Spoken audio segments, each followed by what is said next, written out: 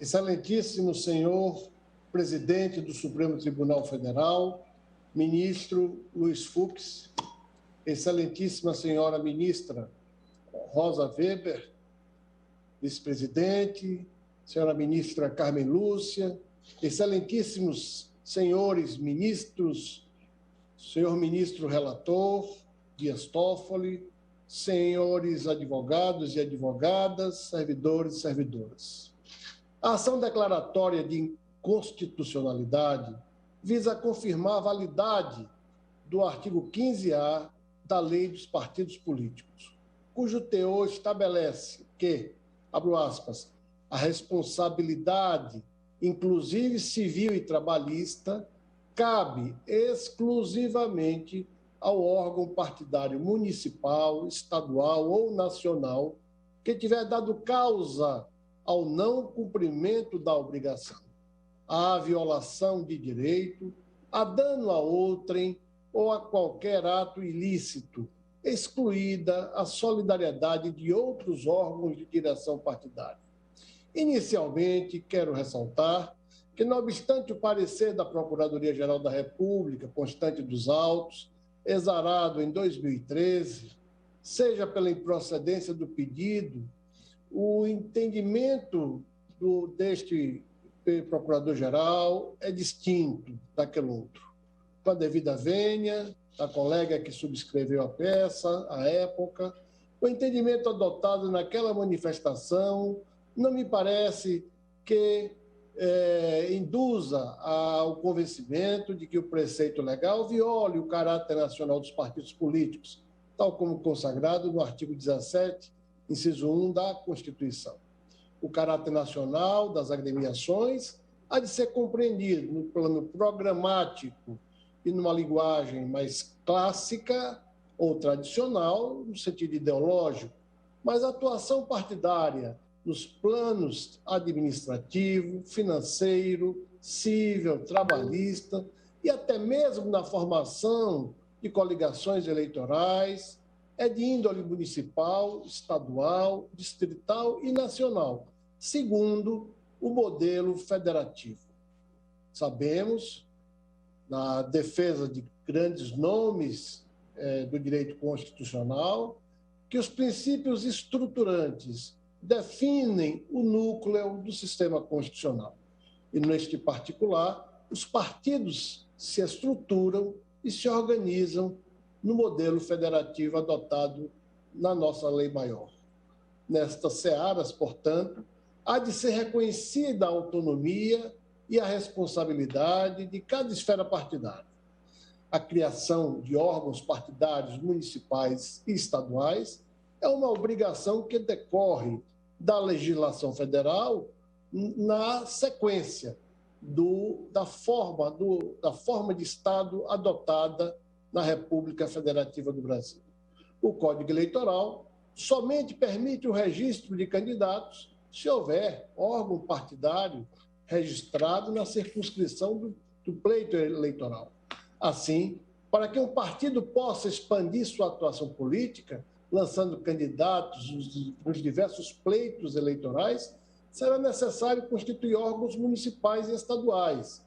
E, nesse particular, a formação de órgãos municipais, estaduais ou regionais é fundamental para a legitimidade material do poder político nas democracias representativas como a nossa, manifestada a vontade popular ou soberania popular sempre de baixo para cima.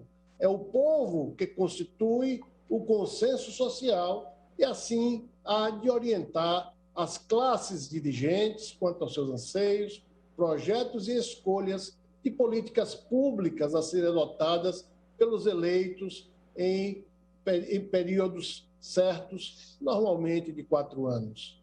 A expansão da atividade política da agremiação partidária por um número mínimo de unidades federativas é essencial para viabilizar candidaturas em âmbito nacional.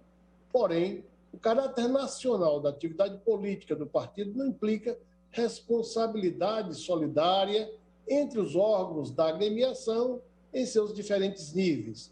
O partido político, como todos sabem, tem natureza jurídica de pessoa de direito privado, mas goza da capacidade eleitoral quando obtém o seu registro no Tribunal Superior Eleitoral.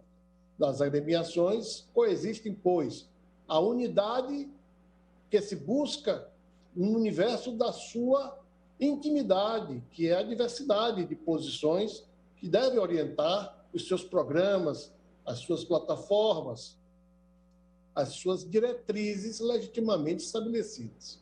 Enquanto a dimensão programática tende a uma homogeneidade nos âmbitos administrativos, financeiros, civil e trabalhistas, estes são marcados pela diversidade decorrente da autonomia dos seus correlatos órgãos locais e regionais, sempre em busca do consenso social.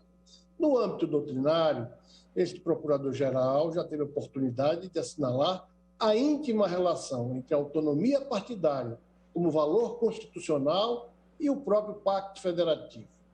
Em reflexões acadêmicas, porque concerne ao caráter nacional e à autonomia partidária, registrei que a Constituição Federal estabelece um modelo federativo para as respectivas unidades e aos partidos políticos pela imposição de caráter nacional, com estrutura, organização e funcionamento através de diretórios devidamente organizados, ainda que provisoriamente, e este é um tema que não se discute nesses autos, mas certamente é muito importante para o sistema partidário brasileiro.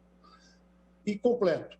E que, da mesma forma que as unidades da federação, as agremiações partidárias receberam do Constituinte de 88 a outorga da autonomia constitucional, da qual emergem as competências a serem respeitadas pelas demais instâncias partidárias, sob pena de violação ao princípio constitucional da não intervenção, princípio sensível que vai completar o núcleo do sistema constitucional no que toca aos princípios constitucionais estruturantes. Portanto, senhoras ministras, senhores ministros, senhor presidente, senhor ministro relator, os órgãos partidários municipais e estaduais têm, pois, autonomia emanada diretamente da Constituição, em especial do Estado Democrático de Direito. Noutras palavras, não são filiais ou sucursais da estrutura nacional do partido.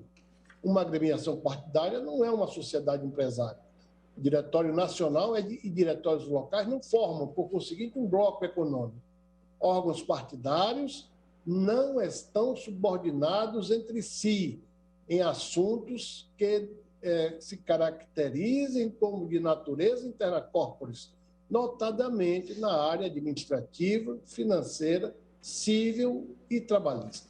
A título de exemplo, um diretório local não carece de permissão do Diretório Nacional para celebrar um contrato de prestação de serviço ou para contratar um empregado, ou mesmo a locação de um prédio. Nessa perspectiva, não me parece razoável admitir que a responsabilidade por contratações feitas por um diretório local ou regional recaia sobre a esfera nacional do partido, ou inversamente, pois todas as unidades dos partidos devidamente organizados, registrados no TSE, tanto com capacidade jurídica, inclusive com a eleitoral, gozam da autonomia constitucional que lhe defere o artigo 17 da Lei Maior.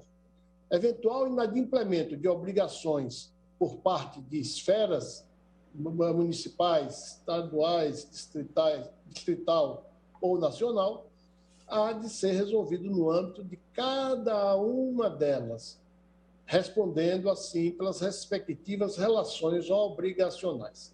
O artigo 15A da Lei dos Partidos Políticos, na redação dada pela Lei 12.034 de 2009, refletiu a preocupação do legislador em, por um lado, assegurar a autonomia das diferentes esferas partidárias e, por outro, preservar a rigidez da agremiação partidária, que não pode ser sancionada em âmbito nacional por atos praticados por seus agentes locais ou regionais. O sistema jurídico brasileiro é estruturado na perspectiva que ilícitos praticados por órgãos partidários locais ou regionais não atingem a agremiação na esfera nacional. Essa é a lógica normativa do sistema que está presente não apenas no artigo 15A, mas também como em outros dispositivos da lei.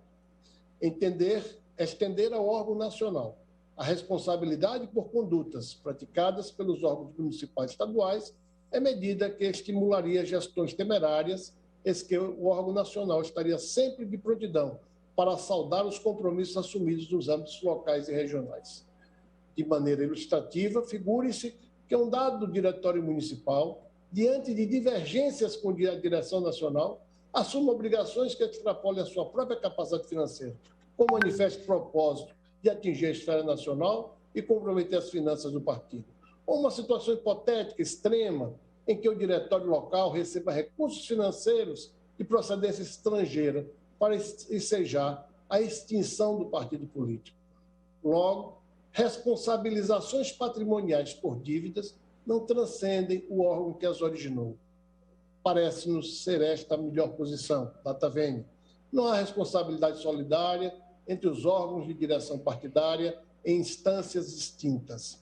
O dispositivo legal, objeto da ação, não viola, pois, o sistema constitucional. A presunção de constitucionalidade, data vênia, há de ser confirmada. Em face do exposto, este Procurador-Geral se manifesta pela procedência do pedido com a pronúncia da constitucionalidade do artigo 15A da Lei 9.096 de 1995. Muito obrigado, senhor presidente, senhoras ministras, senhores ministros, e obrigado a todos.